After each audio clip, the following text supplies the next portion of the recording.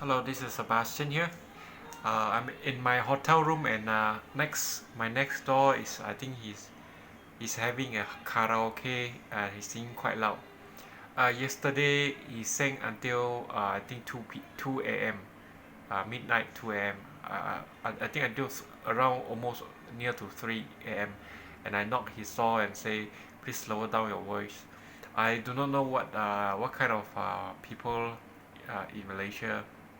Yeah, I don't know whether he's from Malaysia or not. He sounds like from Malaysia, but this is very unempathetic. I'm not sure whether he did it. He do it deliberately, or just maybe he forgot the time or what. I don't know. I'm okay with him singing in the daytime. I think he sing the whole day, even daytime he sing. But I'm okay with, in the daytime, because it's daytime everybody can do anything, but nighttime, I think it is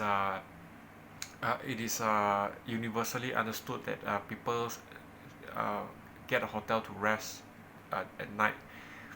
So I do not know why he's not considerate, uh, unless there are some unforeseen circumstances or some inevitable conditions. Maybe, you know in those situations, like if there's the people experience seizure or experience some medical conditions or having nightmare, then they make some noise. It is understandable, but he is literally singing at night, until sometimes yesterday until 2 a.m. I do not know what kind of mentality this sort of people is having. I personally do not. Uh, I'm I'm not against Malaysians, but Malaysian at large have a very different set of frequency with me. I'm not saying I'm better or what. I'm just saying that the different frequency is, I find it very hard to blend into this society. I normally can blend into all sort of societies quite well. Whether I was traveling in India, in Indochina, Vietnam, Thailand, I don't mind to mix around, uh, meet new people, meet new friends, and travel together. I even travel together with people from different background, different ethnicity, different from different country. There is no problem. As a backpacker, I can blend in quite well with any other, uh, with diverse ethnicity background. But back to Malaysia, I find it very difficult to even understand what Malaysians are thinking. And this is not limited to the Malay. Even the Chinese and Indian, I find it very hard for me to comprehend what is in their mind. I, it could be my problem. It is not necessarily their problem, because in Malaysia, I think 99% of them, they think and act and behave the same way, which different with me. So I might be the one that is different. I might be the one that is odd. They call it odd, odd, as compared to the rest. But I'm okay in elsewhere in the world. But I also behave differently. I realize I also behave differently in Malaysia, because I do not feel secure. I do not feel secure in on a street. I do not feel secure even in my own room. So this is the kind of things that my internal, I think, the natural defense system kick out, and I I tend to be more alert and tend to be more offensive, and more defensive. Sorry, more defensive, as compare when I'm outside Malaysia. I do not know why, because here in Malaysia, I was being assaulted before. I was being robbed before. There are many incidents happen in Malaysia, which which led me to have this sort of very different behavior in Malaysia. Now, I also want to apologize to those genuine friend, that genuine, they want to be friend with me. They want to, like a normal friend.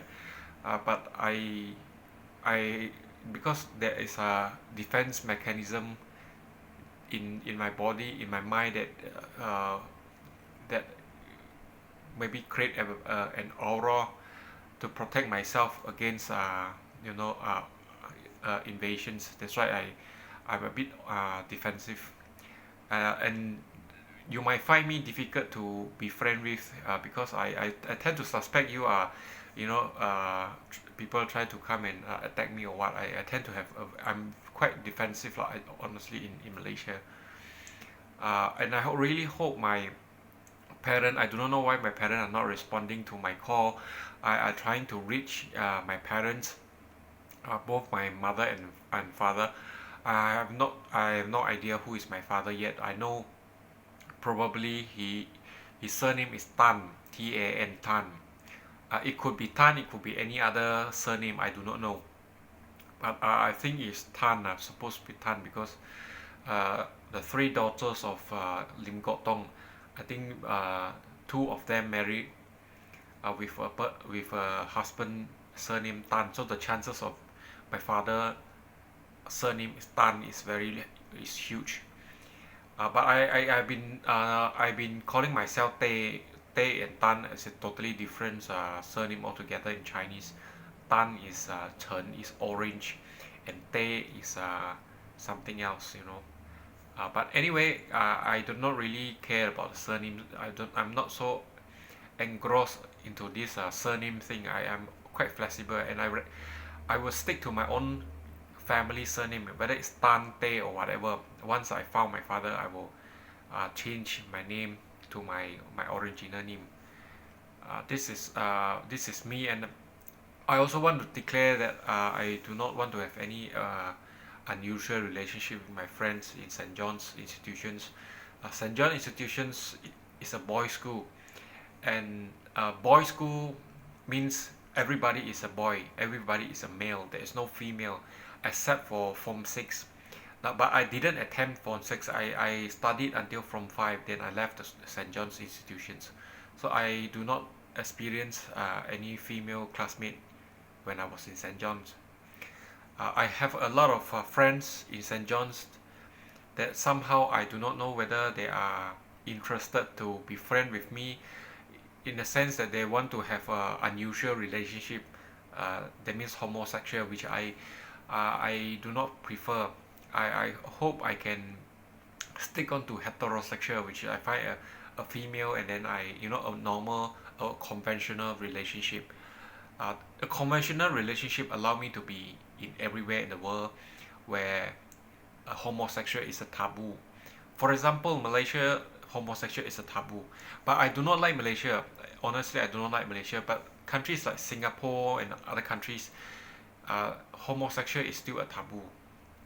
I'm not against LGBTI. In fact, I advocate for LGBTI. I think LGBTI, if it is a natural occurrence or a natural phenomenon where a person's born, when a person born to believe himself or herself as an opposite sex, then or there are many things that could happen in LGBT. It could be attracted to opposite the same sex, or uh, believe themselves is the opposite sex, or all sort of things can happen, and even they change their gender, their sex into a different that's what they call a transgender.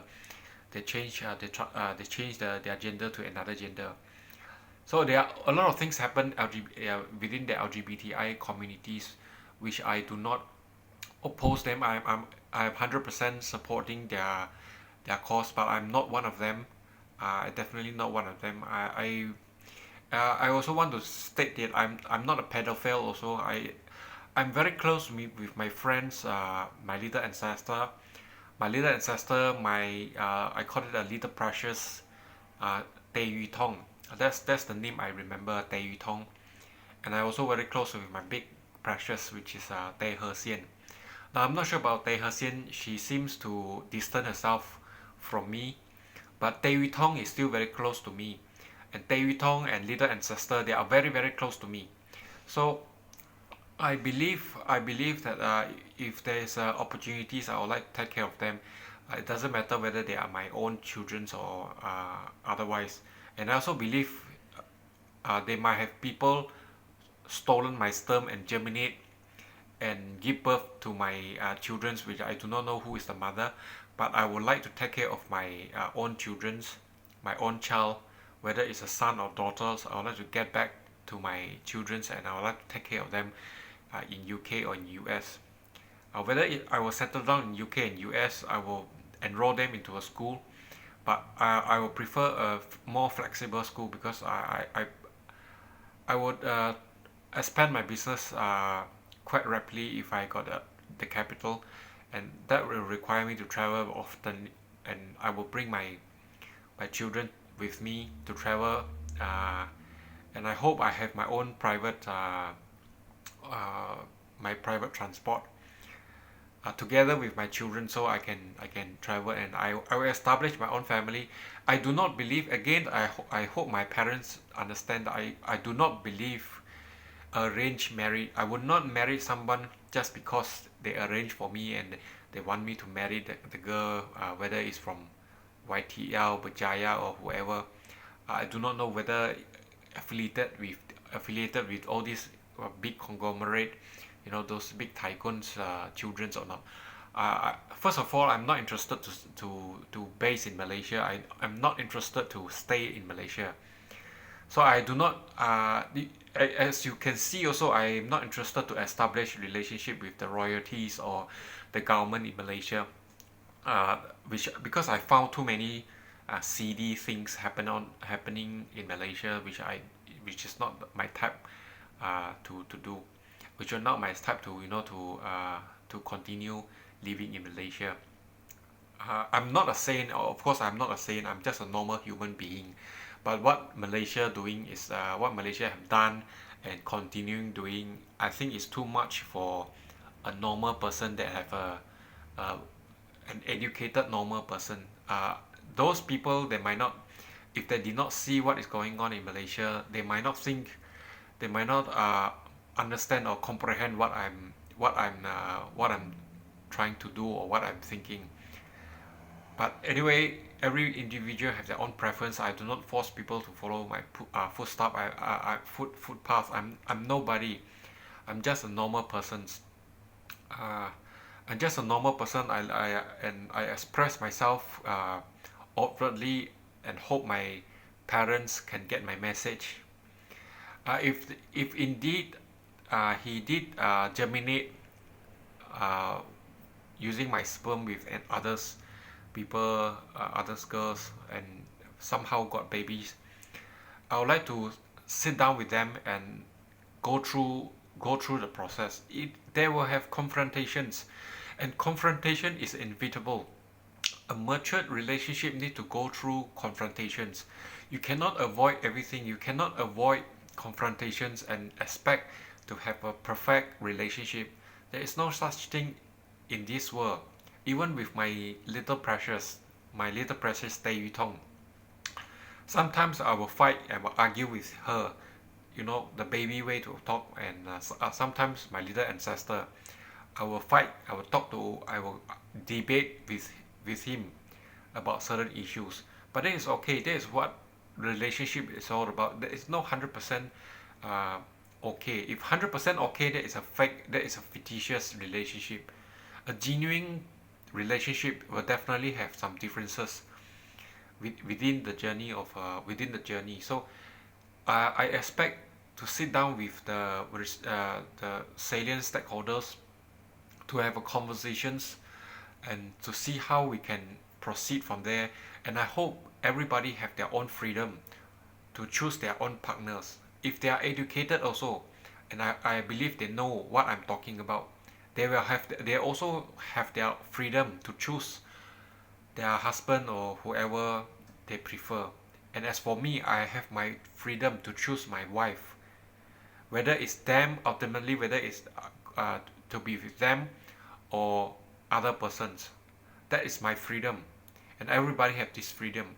What has been done by our parents or somebody else, that residues. Although I call that a residue, it might not sound good, but the babies, the children's as a residue, somehow need somebody to resolve the problem. They are human life. They are also a human, so they need proper education. They need to have somebody, a guardian, to take care of their future, and I'll be more than happy to be their guardian, although I might not have any relationship with their mother, any romantic relationship with their mother, but it is okay, because that is what called responsibility. Somehow somebody got to take care of the childrens. And if I'm rich enough, I even consider to open orphanage. So why not my own childrens? Now, if I'm really wealthy, I think that is okay. That's called a corporate social responsibility. That is fine. But I've done enough corporate social responsibility. I believe my time has come for me to earn profit. Talk about profit, money making. Because without money, nobody will respect you. Nobody in the world will respect you without money.